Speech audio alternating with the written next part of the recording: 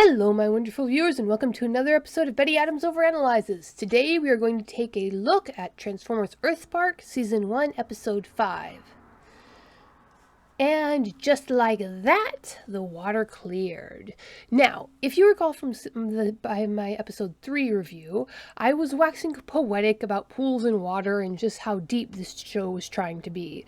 Was it going to be like Rescue Bots and just be a light fluff where every problem is wrapped up in a show or a short arc? Was it going to be like Transformers Prime or animated and address tough issues like when Optimus and RC had to decide what to do with Starscream? Of course, hanging over all that was the giant elephant in the room of Megatron becoming an Autobot. If the concept of the Cybertronian tyrant of eons changing his faction wasn't handled with care and maturity, EarthSpark wouldn't even pass muster as a kiddie show. Now, one shouldn't even try to handle that in a shallow, cheerful show, but I wouldn't put it past some creators to try.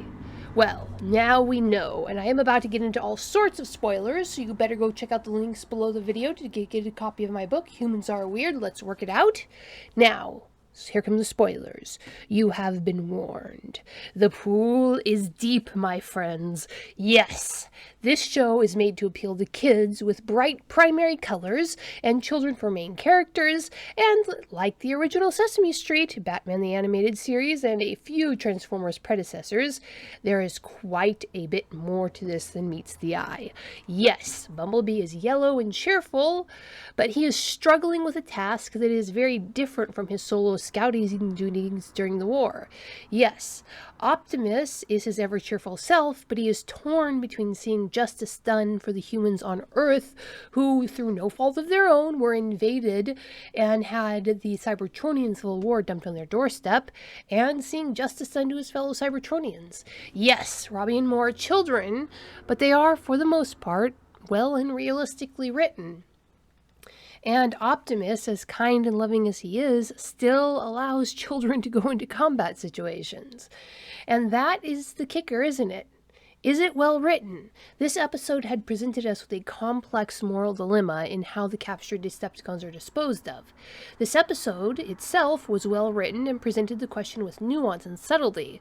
But will the writing stick the landing? We saw it fumble a few times, fumble hard, especially in the pilot. Robbie and Mo suddenly turning unchildlike in behavior when it suited the plot. Thrash and Twitch embodying telling, not showing the story.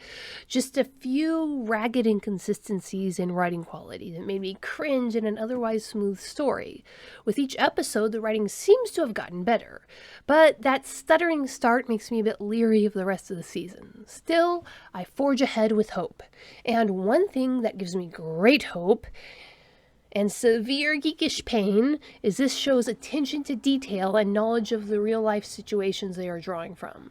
Whoever designed Ranger Malto's office, they have been in a ranger station. The way the camera lingers over the golden morning sunlight falling on the life-stained wood of the walls. The stuffed squirrel with its National Park standard display showing the correct font and borders. The random antlers sprawling on a cabinet top because no one has had the time or the resources to properly mount them for display. The boxes piled in corners. Even the thrice Primus cursed "No drones in the National Park" sign. Seriously, do not take your drones into the National Park.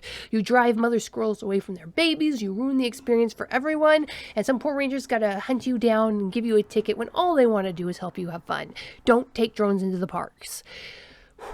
Someone did their research. They went to a functional ranger station and took notes of everything from the cobwebs to the coffee stains. And I am simply delighted with the level of care that is shown here.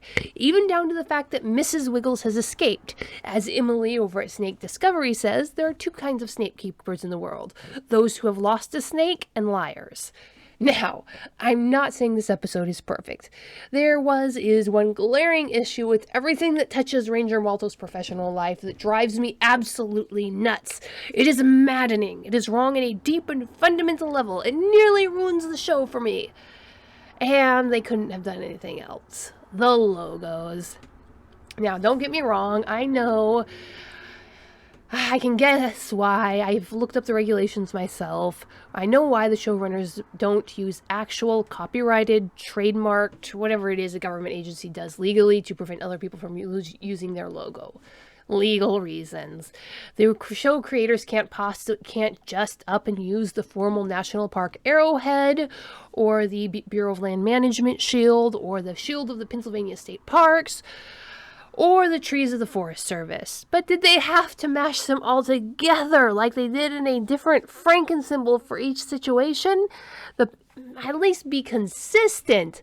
For the patch on her shoulder is different from the logo on her truck, which is different from the sign over her door. Oh, the sign over the door. That is just, They should at least be consistent. Deep breaths. So, anyway. As part of my job, I have had to draw and present and represent the National Park logo by hand through computers several times, and there are rules about getting it wrong on official documents. And I'm joking, of course, mostly. I don't think it would bother me nearly so much if everything else about the situation, from the dirt on the underside of her truck to the horror of the training video for her orientation, wasn't so spot on. Everything is so perfect. I've been in that training room. I have driven that truck. And I have worn those logos, or the real world versions of those logos. Anyway, artistic nitpicking aside, what the pit is Megatron's game? And Malto trusts him. So maybe the tough as nails hero character is being deceived? I mean, maybe. It has been done. This show has let the child characters be wrong. Would the show let the main hero mentor character be that wrong about something that important? I don't know, and that's what delights me. In this episode, we are confronted by Megatron's Decepticons rotting away in a human prison. Yes, they are under the watch of Optimus, and he is not going to let anything horrible happen to them, but this puts quite the different spin on Swindle's reply back at the beginning of episode 1, when he stated that surrendering meant rotting in jail. We don't know if Cybertronians need sunshine and fresh air like humans, but we do know they like it. Nor is this just being presented as, oh, look at the horrible things that the humans made Optimus do. How unfair. The camera lingers on how dangerous the Insecticons are, and the only other con we get a good look at is equally imposing. These are dangerous warriors who care nothing for human life. Releasing them at this point would unquestionably lead to human death. Perhaps keeping them in this prison with no chance to leave. Imprisonment without charges, without trial, it might be a bad solution, but without a functioning space bridge, it is their only option. But why is Megatron putting up with this? The simple answer is that he isn't.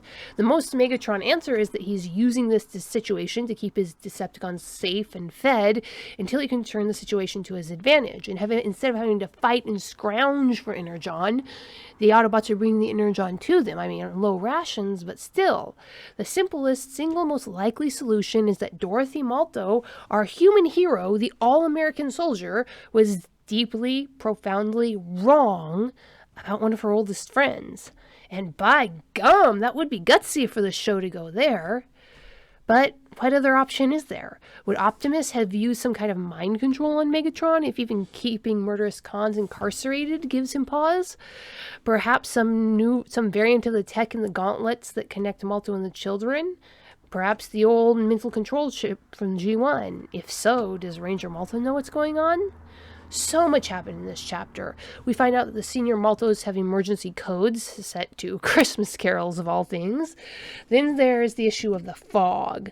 Last episode I was just commenting on how in this show, fog, smoke, explosions are all done in a primitive, presumably easy to animate 2D CGI. It looks very stylized, very fake.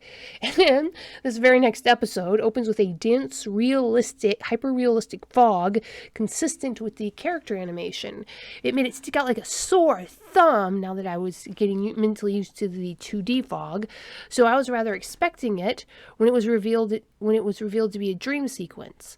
The realism made the moment feel unreal, and that is a very good artistic presentation.